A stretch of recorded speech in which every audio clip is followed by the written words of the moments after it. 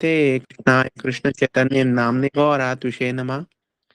हे कृष्ण करुणा सिंधु दीनबंधु जगतपते गोपिशा गोपिका कांत राधकांत नमस्तुते। ताप्त कंचन गौरंगी राधे वृंदावनेश्वरी वृषभानुसुते देवी प्रणमामि हरिप्रिये। जय श्री कृष्ण चैतन्य प्रभु नित्यानंदा श्री अद्वैत गदाधर श्रीवासादि श्री गौर भक्त वृंद।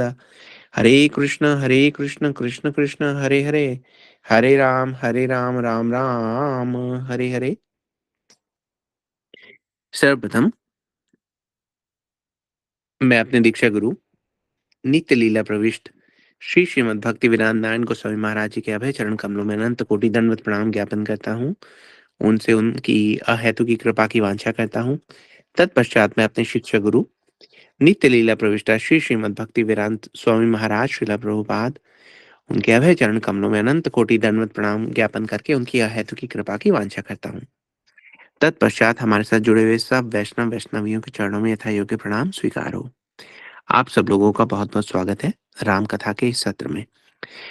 पिछले सत्र में हमने प्रयास किया एक ऐसी यात्रा पे निकलने का जहां पर हम खोज कर सकें रानी कैकेयी के हृदय में उठने वाले संशय का। आप सब लोग हमारे साथ जुड़े हुए थे। आपने देखा कि जब भी महाराज दशरथ अपने दूतों के द्वारा ये पता करने का प्रयास करते हैं कि जो अयोध्या की प्रजा है वो राम जी के बारे में क्या सोचती है, विशेषकर राम जी को राजा के रूप में कैसे देखती है, और जब वो सब सारे दूत इतने सुंदर सुंदर समाचार लेकर आते हैं महाराज दशरथ के पास कि महाराज पूरी प्रजा तो मानो मन मन में अपने इष्ट शिव जी को धन्यवाद दे रही है कि अरे ऐसा प्रतापी राजा, ऐसे पुण्यात्मा राजा आपने दिया जैसे कि महाराज दशरथ हैं। और उससे बढ़कर भी हमारे भाग्य ये हैं कि महाराज दशरथ के जो बड़े पुत्र राम हैं उनमें तो मानो पूरे अयोध्या वासियों के प्राण बसते हैं। तो अब ये इतना सुंदर शुभ समाचार सुनकर महाराज दशरथ जो है वो बहुत खुश हो रहे थे। लेकिन कैकेयी जी सोच रही थी कि भाई महाराज इतना सब सुनने के बाद भी, प्रजाजनों की इच्छा जानने के बाद भी राम को राजा घोषित क्यों नहीं करते। उस संशय का समाधान किया हमने पिछले हफ्ते की क्लास में। उसके बाद जब हमें ये पता लग गया कि भाई महाराज सॉरी कि रानी कैकेयी के संशय का क्या कारण था, क्यों रानी कैकेयी के माथे पर कुछ शंका के जो बादल थे वो मंडराते दिख रहे थे।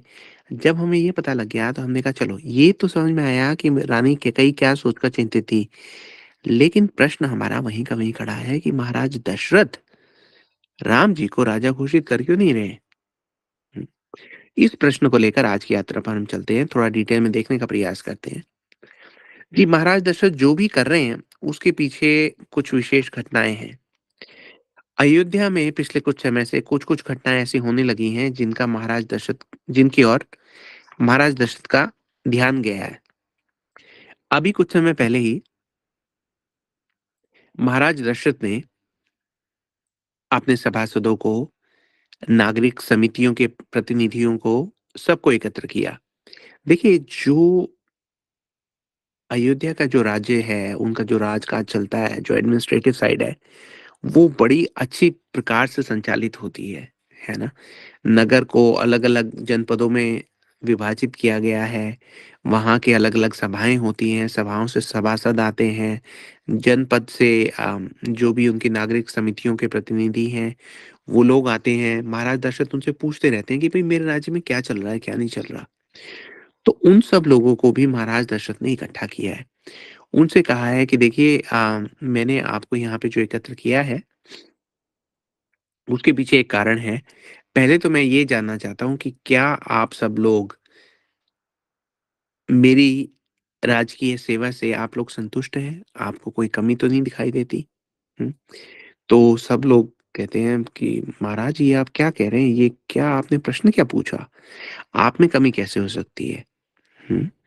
आपके जैसा राजा तो स्वर्ग लोक के वासियों को उपलब्ध नहीं है ना? ऐसा पुण्यात्मा, ऐसा धर्मात्मा राजा तो है ही नहीं। तो महाराज दशरथ ने कहा कि देखो देखिए मेरे पास इस प्रकार की सूचना आ रही है कि सब लोग जो हैं वो राम जी को राजा के रूप में देखना चाहते हैं। और ये कहते-कहते दशरथ जी मुस्कुराने लगते हैं। अब ये जितने भी प्रतिनिधि थे, जितने भी सभासद थे, जितने भी लोग वहाँ पर आए हुए थे, अब वो सब मुस्कुराने लगे, बोले अच्छा महाराज ये पूछना चाह रहे हैं। वो ये कहते हैं देखिए महाराज ये बात तो पक्की है कि आपके जैसा पुण्यात्मा धर्मात्मा ये राजा तो यूं समझिए कि हमें बड़ा मुश्किल से मिला है, और ये आप ही के कारण है, क्योंकि आप धर्म के इतने परायण हैं। इसी कारण हमें धर्म अवतार के समान 4 राजकुमार मिले हैं। तो देखिए बड़ी चतुराई से, बड़े अच्छे तरीके से इन सब सारे लोगों ने महाराज दशरथ को ये बताया कि हमें जो 4 राजकुमार मिले हैं, जो मानिए कि धर्म के ही अवतार हैं, वो इस कारण मिले हैं क्योंकि आप महाराज दशरथ इतने धर्मात्मा हैं, इतने पुण्यात्मा हैं। है ना? अच्छा, उसके बाद उन्होंने कहा कि आपको जो खबर मिली है कि पूरे अयोध्यावासी जो हैं, वो राम जी को राजा के रूप में देखना चाहते हैं, उसका कारण है महाराज, क्योंकि राम जी वैसे तो चारों राजकुमार गुणों में एक से बढ़कर एक है, लेकिन चारों राजकुमारों में जो ज्येष्ठ राजकुमार राम जी हैं ना, बोले वो तो ऐसा लगता है कि मानो अयोध्यावासियों के श्वास हैं, उनके प्राण हैं। अयोध्यावासी अगर शरीर है तो राम उनकी आत्मा है। और महाराज अगर हम सत्य कहें तो राम जी को धर्मात्मा नहीं कहना चाहिए। अब दशरथ जी देखने लगे, बोले अरे मुझे तो ऐसी आशा थी कि अभी ये सब लोग कहेंगे कि राम जी भी धर्मात्मा है। तो कह रहे नहीं नहीं महाराज, राम जी को धर्मात्मा नहीं कह सकते। तो महाराज दशरथ कहते हैं अरे राम जी को धर्मात्मा नहीं कह सकते, क्यों? तो वो प्रजाजन कहते हैं, बोले अरे महाराज ये तो धर्म का अहोभाग्य है कि धर्म राम जी को पाकर सनाथ हो गया है। धर्मात्मा को तो ये कहा जाए कि उन्होंने धर्म की शरण ली है। यहाँ पे तो हम ये कहते हैं कि धर्म ने राम जी की शरण ली है। आप तो बड़े खुश महाराज दशरथ हैं। उन्हें कहा और बताइए। फिर वो सभासद और कहते हैं, वो ये कहते हैं देखिए हमारी प्रजा के तो स्त्री हो या पुरुष हो, बालक हो या वृद्ध हो, सुबह हो या शाम हो, हम सब लोग अपनी प्रार्थना में महादेव शिव शंकर भोलेनाथ से केवल यही मांगते हैं कि श्री राम हमारे पालक बनकर सदैव सदैव हमारे जीवन में उपस्थित रहें।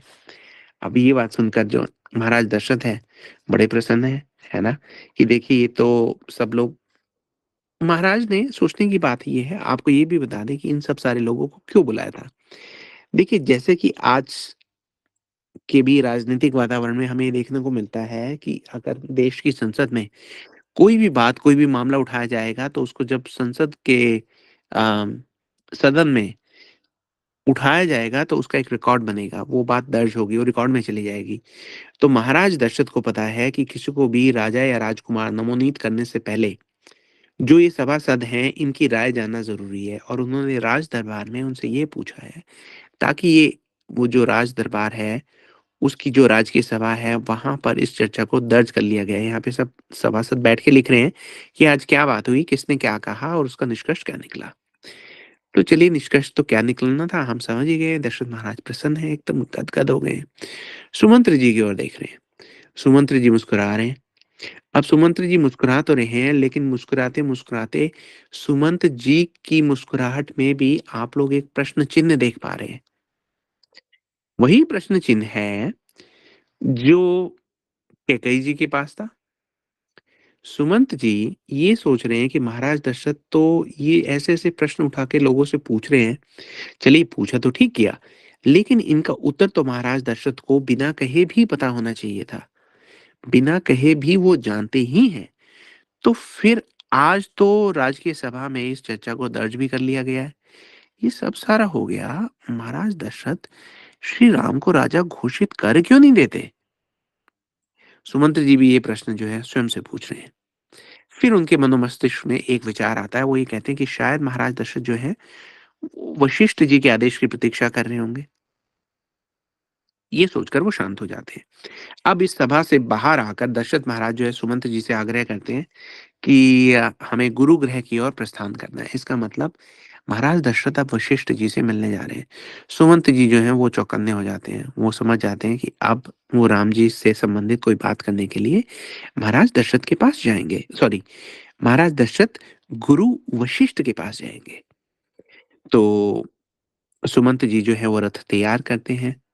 सुमंत जी ऐसे कोई भी महत्वपूर्ण कार्य के लिए जाना हो तो रथ का संचालन स्वयं किया करते थे। महाराज दशरथ को रथ में बिठाते हैं, उनके सारथी बनते हैं और गुरु वशिष्ठ के आश्रम की ओर निकल जाते हैं। थोड़ी देर में महाराज दशरथ और सुमंत जी जो है वो वशिष्ठ जी के आश्रम हम देख रहे हैं कि वो वहां पहुंच गए हैं।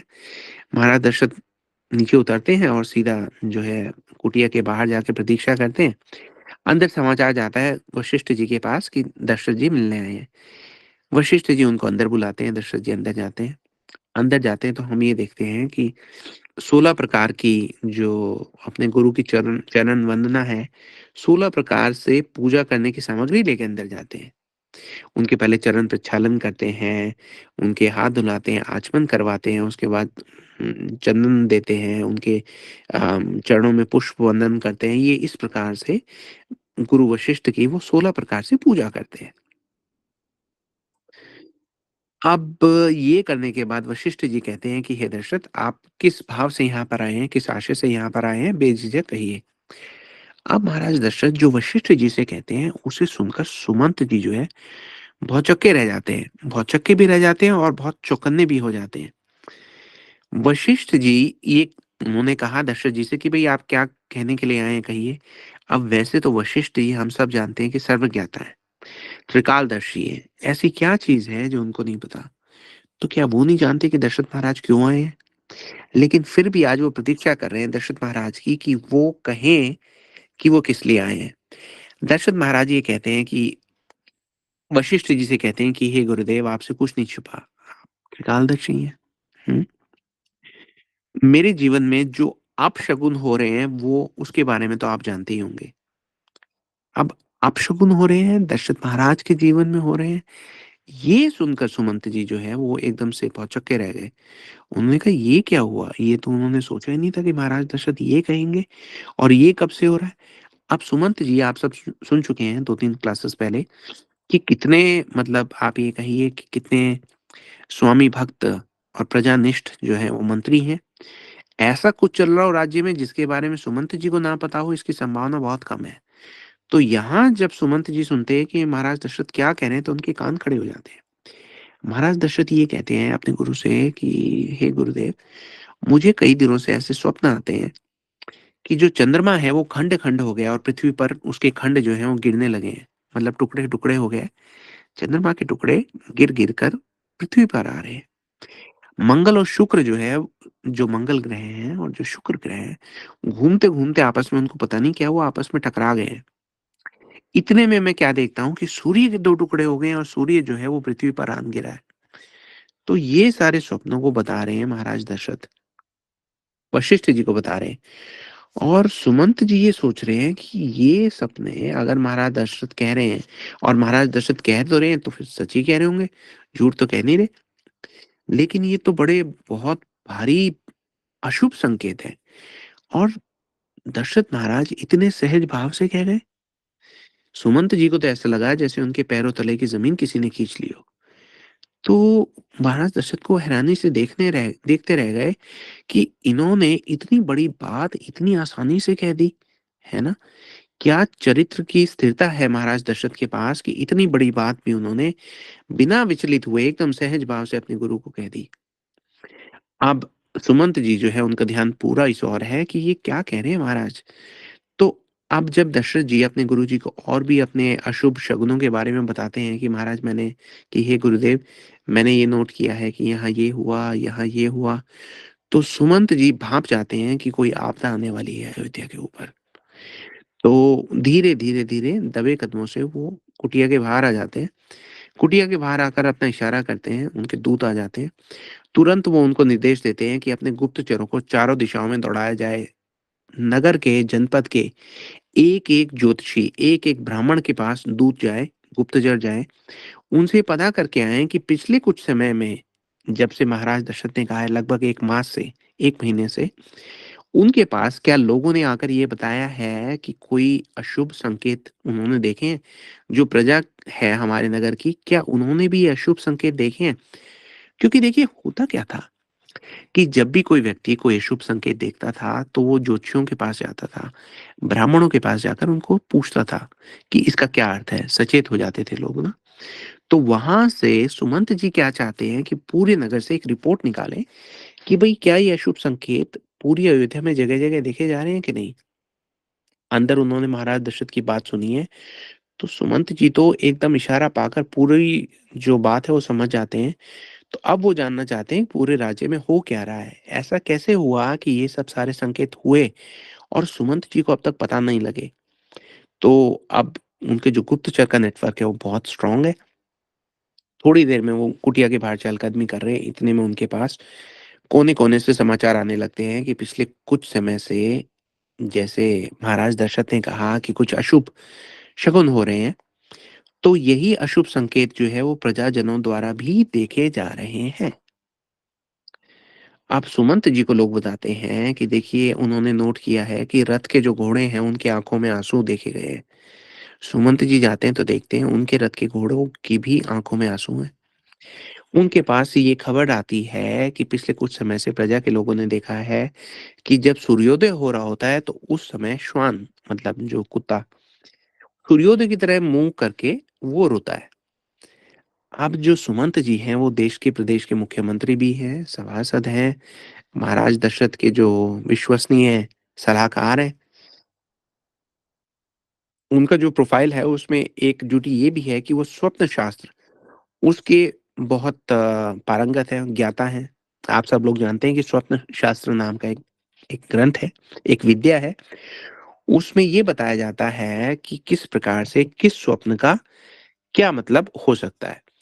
तो पहले के समय में क्या होता था कि जितने भी राजा हैं या ये समझिए कि जितने भी मंत्री हैं, जब उनको किसी भी महत्वपूर्ण पद पर आसीन किया जाता था, तो उनको ये बताया जाता था कि देखिए आप लोगों को ये पता होना चाहिए कि स्वप्न शास्त्र का क्या मतलब है ना? अच्छा उसके अलावा ये भी बताया जाता था कि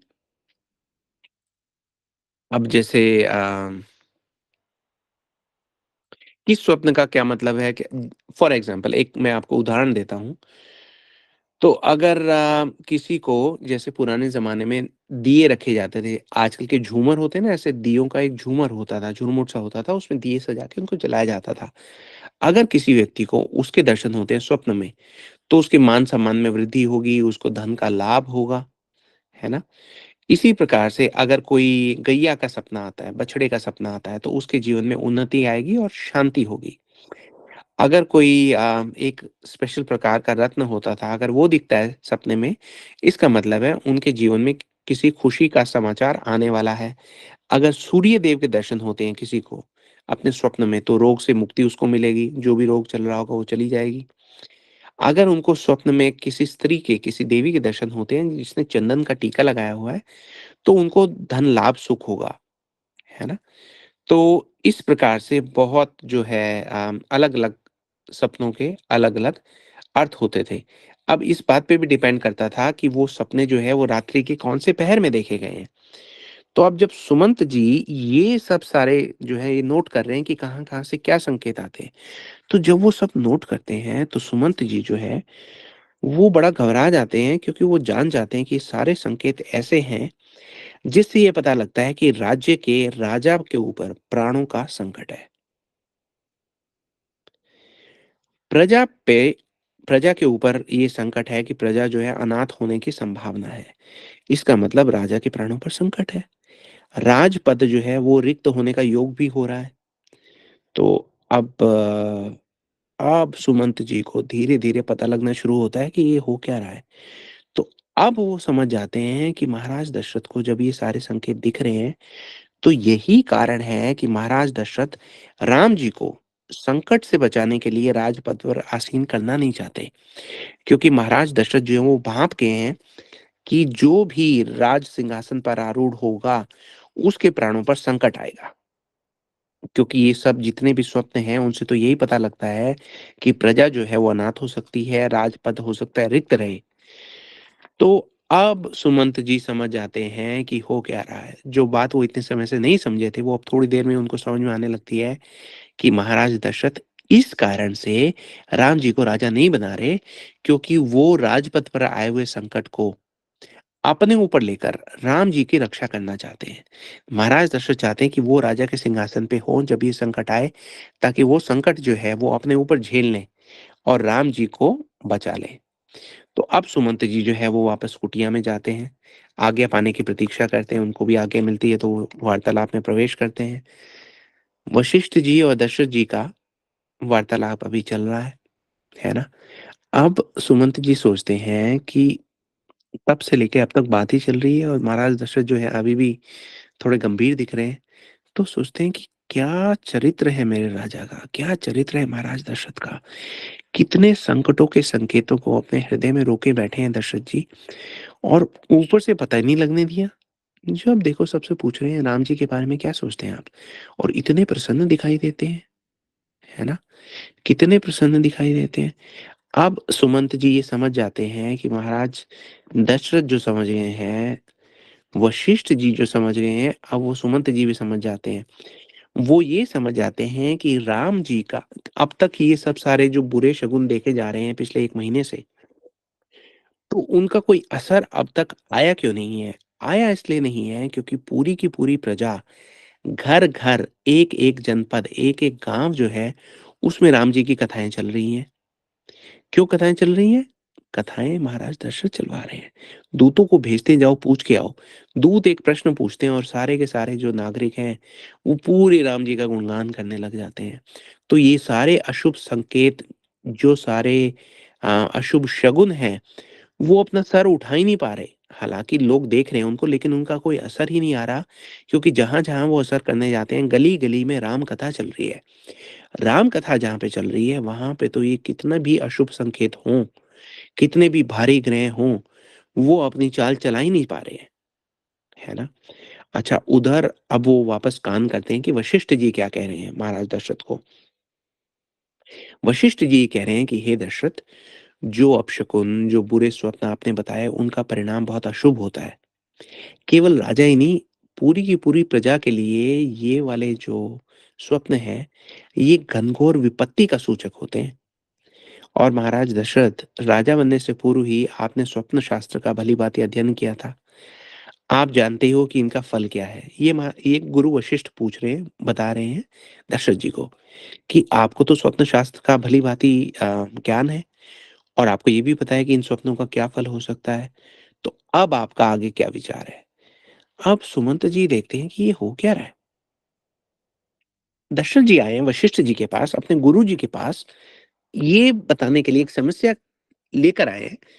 तो ऐसी आशा की जाती है कि भई जो वशिष्ठ जी हैं, वो उसका कोई समाधान निकालेंगे, लेकिन वशिष्ठ जी तो ऐसे बात कर रहे हैं जैसे कोई मतलब बड़ी बात ही नहीं हो, तो महाराज से कह रहे हैं अब आपका आगे क्या विचार है?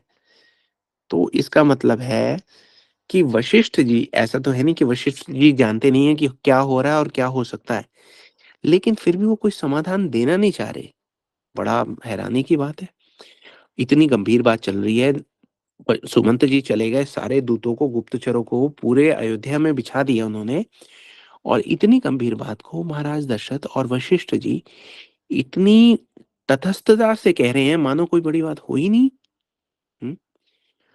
और ये बात तो अब और बड़ी हो गई है। सुमंत जी कहते हैं कि ये जितनी बड़ी थी, ये तो अब अभी अभी और भी बड़ी हो गई है, क्योंकि हमें ये आशा थी, सुमंत जी को तो ये आशा थी कि वशिष्ठ जी इसका कोई समाधान करेंगे, कहेंगे कोई पूजा करेंगे, कोई यज्ञ करेंगे, लेकिन यहाँ पे कोई ऐसी बात कर ही नहीं रहे हैं। वो तो पूछ रहे हैं कि आपका क्या विचार है, ये बताइए। तो ऐसा पहले कभी नहीं हुआ। सुमंत जी ये सोचते हैं कि वशिष्ठ जी अब तक तो कोई उपाय बताया करते थे, आज ये उपाय बता नहीं रहे, है ना? पहले तो कभी नहीं हुआ। तो ऐसा क्या होने वाला है जो आज से पहले कभी अयोध्या में ना हुआ हो? सुमंत जी अब ये सोचने लगते हैं कि मेरी अयोध्या पर क्या होने वाला है? उधर दशरथ जी जो हैं वो वशिष्ठ जी से बात कर रहे हैं, वो ये कह रहे हैं कि गुरुदेव, मेरा तो विचार है कि स्वप्नों का जो फल है, उससे मुझे यही समझ में आता है कि राजा के प्राणों के ऊपर बहुत बड़ा संकट है। इसलिए मैं सोचता हूँ कि राम को राजा ना बनाकर राम को युवराज घोषित कर दूँ। हुँ? आज मैंने पूरी सभा बुलाई थी। उनसे भी मैंने पूछा, तो प्रत्येक व्यक्ति जो है वो राम को राजा के रूप में देखना चाहता है, लेकिन उनको ये नहीं पता जो मैंने आपको बताया। इसलिए मैं ये सोचता हूँ कि राम को राजा की बजाय मैं युवराज घोषित कर दूं। राज सिंहासन पर मैं ही रहूँ, तब तक बना रहूँ जब तक ये संकट जो है टल ना जाए, जब तक ये अशुभ शगुन चले ना जाए। अगर कोई संकट आया भी गुरुदेव, तो राजा होने के नाते मैं राम की ढाल बनकर उस संकट का मैं सामना करूँगा, ताकि मेरे राम का कोई अशुभ ना हो। तो अब वो प्रपोज़ल दे रहे हैं अपने गुरुजी को, वशिष्ठ जी की आज्ञा होगी तभी कुछ होगा। वो ये कह रहे हैं कि क्यों ना मैं युवराज पद पर श्री राम का अभिषेक कर देता हूँ। प्रजा पालन का जो कार्य है वो तो इमरजेंसी के टाइम में या वैसे भी कभी भी आवश्यक पड़े, तो युवराज भी कर लेता है। तो प्रजा पालन का जो कार्य है वो रामभद्र करते रहे, और अगर ये सब अपशगुन आएँगे, तो उनका दारुण फल वहन करने के लिए मैं तो हूँ ही हूँ। तो वो ये कहते हैं कि भई मैं ये सोच रहा हूँ, प्रजा के मन में भी यही इच्छा है, अब तो मेरी आपसे प्रार्थना है कि जो भी अगला शुभ मुहूर्त आए, तो आप मुझे सूचित कर दीजिए, मुझे निर्देश दे दीजिए अगला शुभ मुहूर्त आए तो, ताकि मैं अभिषेक की तैयारी कर सकूँ। तो वशिष्ठ जी कहते हैं कि ठीक है, मैं शुभ मुहूर्त देखता हूँ, आपकी मतलब वशिष्ठ जी कुछ नहीं बोलते, वही सोचते हैं ठीक है, दशरथ महाराज ने मुझे ये कहा है कि अगला शुभ मुहूर्त आए तो मुझे बताना, तो जब शुभ मुहूर्त आएगा, तब मैं बताऊँगा। उसका कारण ये है, देखिए वशिष्ठ जी तो जानते ही जानते हैं। आप ये देखिए, आपको और हमें भी पता है कि क्या होने वाला है, और वशिष्ठ जी जानते हैं कि भगवान जो हैं, राम जो है वो भगवान है। दशरथ महाराज अपना पुत्र समझे बैठे हैं, ये उनका वात्सल्य प्रेम है, लेकिन वास्तव में जो राम जी हैं वो भगवान हैं, और वशिष्ठ जी जानते हैं कि क्या होने वाला है। इसलिए कोई परिहार नहीं बता रहे, कोई समाधान नहीं बता रहे, कोई रास्ता नहीं दिखा रहे। दशरथ जी से पूछ रहे हैं कि आपका क्या विचार है? आपको क्या लगता है क्या होने वाला है? और दशरथ जी ऐसा पूछकर वो दशरथ जी के चरित्र को प्रकट कर रहे हैं। आप ये देखिए, एक-एक बात जो कही गई है, एक-एक प्रश्न जो उठाया गया है, एक-एक उत्तर की जिसकी खोज में हम निकले हैं, वो एक-एक किरदार का, एक-एक परिकर का जो चरित्र है वो प्रकाशित करता है। क्या अद्भुत चरित्र है महाभारत सॉरी रामायण में एक-एक। हुँ, इधर सुमंत जी हैं। दशरथ जी ने अपनी ये प्रार्थना रखी कि जैसे ही अगला शुभ मुहूर्त आए, आप मुझे सूचित कीजिएगा, आप मुझे सूचना दे दीजिएगा, मैं आपकी सेवा में प्रस्तुत हो जाऊँगा। और आज्ञा लेकर वहाँ से वो चल पड़ते हैं, सुमंत जी ने रथ तैयार कर रखा है। अब सुमंत जी तो ऐसे मुस्कुरा रहे हैं, उनको भी पता है कि जब तक महाराज दशरथ जो है वो आज्ञा नहीं देंगे, तब तक इसके बारे में कोई विशेष चर्चा नहीं करनी। मुख पर तो उनकी मुस्कान है, लेकिन उनके हृदय में एक बहुत बड़ा प्रश्न चिन्ह है। अब पिछली कुछ सत्रों से हम ये देख रहे हैं कि हम प्रश्न चिन्हों को अ, समझने का पूरा-पूरा प्रयास कर रहे हैं। रथ जो है वो चलना शुरू हो गया है। सुमंत जी ने पूरी प्रजा के ज्योतिषियों से, ब्राह्मणों से अब तक जो सूचना एकत्र कर ली है, उससे 2 बातें निकल कर बाहर आ रही हैं। हुँ? उससे 2 बातें जो निकल कर बाहर आ रही हैं, वो ये है कि देखिए, एक तो इतने सारे बुरे संकेतों का, अशुभ संकेतों होने के बाद भी उनका जो फल है, वो पूरी अयोध्या में उदय इसलिए नहीं हो पा रहा क्योंकि घर-घर में श्री सीताराम जी की लीला कथा का कीर्तन श्रवण हो रहा है। यहाँ से हम एक सबक सीख लेते हैं कि हमारे जीवन में भी आने वाले जितने भी संकट हैं, वो कितनी भी प्रयास कर लें, हमारे जीवन में कोई अशुभ घटना वो कर नहीं सकते जब तक हमारे पास भगवान श्री सीताराम जी की लीला कथा का कीर्तन श्रवण है। ठीक? दूसरी बात, सुमंत जी ने जो सूचना निकाली है, उसमें देखिए स्वप्न शास्त्र की बात कर रहे थे कि कई बार क्या होता है, एक स्वप्न का अर्थ कुछ और होता है और कोई और अपशकुन हो तो उसका अर्थ कुछ और होता है। लेकिन अगर वो स्वप्न और अपशकुन दोनों आ रहे हैं, तो उनका परम्यूटेशन कॉम्बिनेशन कुछ ऐसा बन जाता है, जो एक तीसरी बात निकालता है। तो अब ये जो स्वप्न और अपशकुन है, इनका जो मेल-जोल है, वो कुछ ऐसा बन रहा है, जो अब ये इंगित करने लगा है कि राज्य सत्ता में, विशेषकर राजमहल के गलियारों में, एक बहुत बड़ा षड्यंत्र उभर कर आने वाला है। और यही बात जो है अब सुमंत जी को अंदर से खाए जा रही है। उन्होंने पता किया है तो ये सब अशुभ संकेत पिछले 1 मास से उदय होने प्रतीत हो रहे हैं। अब सुमंत जी को ये समझ नहीं आ रहा कि पिछले 1 मास का क्या रहस्य है? क्यों पिछले 1 मास से ये सारे जो संकेत हैं वो धीरे-धीरे करके अयोध्या में सर उठा रहे हैं? इस 1 मास का क्या रहस्य हो सकता है? इस प्रश्न चिन्ह को आज हम यहीं पर छोड़ते हैं और इसका उत्तर जानने का प्रयास हम अगली क्लास में करेंगे, कल करेंगे, हमेशा की तरह 7:30 बजे। आज हमने ये देखा, एक बार थोड़ा-सा हम रिकैप कर लेते हैं कि कितना सशक्त चरित्र है दशरथ जी का। उनके प्राणों पर संकट है। कितनी सरलता से उन्होंने उसका बखान किया अपने गुरुजी को और उसके बाद कितना एक उन्होंने सॉल्यूशन प्रोवाइड कर रहे हैं कि जैसे श्री राम जी की रक्षा के लिए प्राण न्योछावर करना उनका सहज स्वभाव हो। हुँ? उसके बाद हमने सुमंत जी को देखा। वशिष्ठ जी तो आज एकदम तटस्थ थे, उन्होंने कुछ नहीं कहा, वो जानते हैं भगवान की इच्छा से जो हो रहा है, वो हो रहा है। उसके बाद हमने देखा कि राज परिवार की सुमंत जी के बारे में हम बात कर रहे हैं कि क्या उनकी अद्वितीय स्वामी निष्ठता है ना? कितने वो स्वामी भक्त हैं, कितनी सेवा करते हैं, हुँ? आज वो सुमंत जी जो आने वाले समय की आहट को पहचान लिया करते थे, वही सुमंत जी अब लाखों प्रयासों के बाद भी राज परिवार की ओर बढ़ने वाले संकट की पदचाप को क्यों नहीं समझ पा रहे? उनके मन में ये प्रश्न जो है बहुत भारी प्रश्न चिन्ह है ना? पिछले 1 मास का क्या रहस्य हो सकता है? महाराज दशरथ को महल में उतारते हैं, महाराज दशरथ की आज्ञा लेकर वो घर की ओर चलते हैं, अब तक रात होने लगी है, संध्या। देख रहे हैं अयोध्या वासी जो हैं वो एक-एक करके सोने के लिए जा रहे हैं, रात्रि हो गई है। सुमंत जी जो है वो सो नहीं पा रहे। सुमंत जी अब सोएँगे नहीं कुछ समय, क्योंकि उनके मन में ये जो प्रश्न है, ये बहुत बड़े संकट की अगवानी का प्रश्न है। इस प्रश्न चिन्ह के साथ सुमंत जी सो नहीं सकते, अब अभी वो कई दिन जागेंगे। तो इस प्रश्न का उत्तर जानने के लिए कि ये हो क्या रहा है, कब से होना शुरू है, इसका क्या संभावित कारण हो सकता है, हम आप सब लोगों को आमंत्रित करते हैं हमारी कल की कथा में। कल की कथा में आप सब लोग आइए और हम सब मिल-जुल कर ये पता लगाने का प्रयास करते हैं कि अयोध्या में क्या हो रहा है, उसका क्या कारण हो सकता है। ये सारी कथा जो है, ये हमारे हृदय को पकड़ लेने के लिए आती है। क्यों आज हमने एक ऐसी कथा की? देखिए, भगवान राम जो हैं, महाराज दशरथ जो हैं, पूरा राजमहल जो है, भगवान के जो सारे परिकर हैं, हमें ये लगना चाहिए कि ये हमारा परिवार है, इनके ऊपर कोई संकट आ सकता है। महाराज दशरथ ने कह दिया कि मैं स्वयं ढाल बनकर सामने खड़ा रहूँगा अपने प्राणों को न्योछावर करने के लिए। हमारे मन में ये भाव क्यों नहीं आता कि अरे! अयोध्या पे कुछ संकट आने वाला है, हम भी कुछ प्रयास करें, है ना? हमारी भक्ति क्यों ना ये कहे कि भई हम भी कल जो है भगवान का नाम थोड़ा-सा एक्स्ट्रा लेंगे, देखें राम जी पर कोई संकट तो नहीं आ जाएगा, महाराज दशरथ पर कोई संकट तो नहीं आ जाएगा। सुमंत जी की चिंता को हम थोड़ा-सा कम करने के लिए क्यों ना भगवान से प्रार्थना करें। आप सब इस कथा के साथ बंध जाइए, अगर ऐसा नहीं होगा तो आप इस कथा का अनुभव नहीं कर पाएँगे। देखिए, जब भी हम देखते हैं कि अयोध्या में कोई उदासी छा सकती है, कोई संकट आ सकता है, तो हमें असहज होना हो जाना चाहिए अपने जीवन में। हम सोचने लगे, "अरे!